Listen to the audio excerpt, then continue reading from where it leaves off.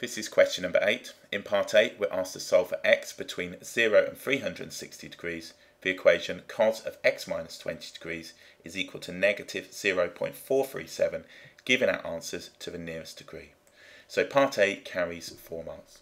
The first thing I'm going to do is write for the principal value. We're going to have now x minus 20 degrees will be equal to the inverse cosine of negative 0.437. So in the calculator, let's go ahead and find now the value of x minus 20 degrees. Check that you're in degrees mode, shift mode 3. We'll take now the inverse cosine of negative 0.437. That's going to give us 115.91. So we can say 115.91 ... plus or minus multiples of 360 degrees. If we now look at the symmetry of the cosine curve, we're going to have 360 minus this value. So we can say, just storing this in, we've got shift, store A. We've got 360 minus that value, or if you want to just put your answer, 244.08. So this is going to give us now 244.08 ... plus or minus multiples of 360 degrees.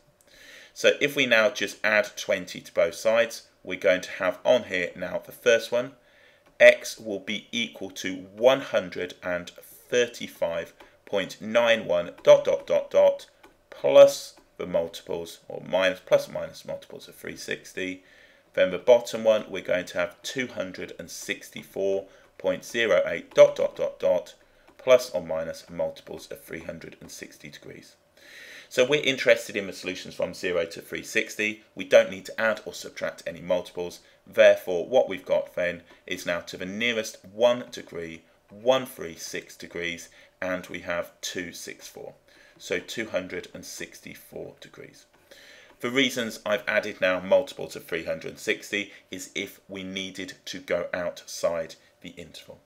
So 136 and 264.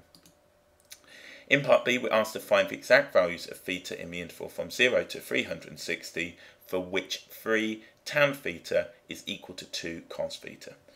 The question carries 6 marks. Ideally, I want this in one trig ratio, and ideally, I want it in either sine or cosine. I'm going to use an identity here, and I'm going to write now that tan theta is given as sine theta over cos theta. So I'm going to substitute this in, and we're going to have 3 lots of sine theta over cos theta is going to be equal to 2 cos theta. Multiplying both sides by cos theta, we have 3 sine theta is equal to 2 cos squared theta. I still have these 2 different trig ratios. I want it in one.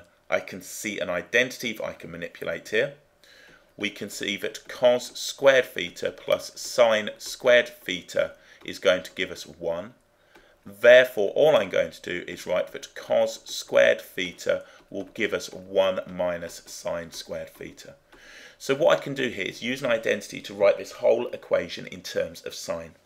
I'm changing it into sine because we've got now an identity for cos squared. We don't yet have one for sine to the first power in this module.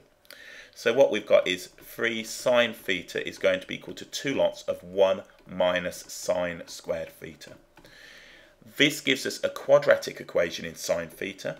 We can say 3 sine theta is going to be equal to 2 minus 2 sine squared theta. So adding the 2 sine squared theta to both sides, plus the 3 sine theta, and then subtracting the 2 will give us 0. It looks like this is going to factor. If you want, you could make a substitution. You could say let p be equal to sine theta. So we've got now 2p squared plus 3p minus 2 is equal to 0. This is going to factor. We're going to have on here 2p minus 1 multiplied by p plus 2, and that will be equal to 0. You can, of course, just factor this as 2 sine theta minus 1 multiplied by sine theta plus 2. So therefore we can say from here now that p would be equal to 1/2, and we'd have p is equal to negative 2. So we can say that sine theta is equal to 1/2 or sine theta is equal to -2. Sine theta can never be equal to -2. Therefore, we only have this giving us real solutions. So if you want, you can put no real solutions. So just jotting that in. Just think about the sine curve now. We've got a maximum value of 1, a minimum value of -1, so 1 and -1. This now gives us where is equal to -2. Well, -2 somewhere down here, and -2, the answer is no real solutions. So all we're dealing with is this one right here, and if we think about this reasonably, what we've got, straight line across here, we're going to have 2 solutions. Sine theta is equal to 1/2 is one of our special angles.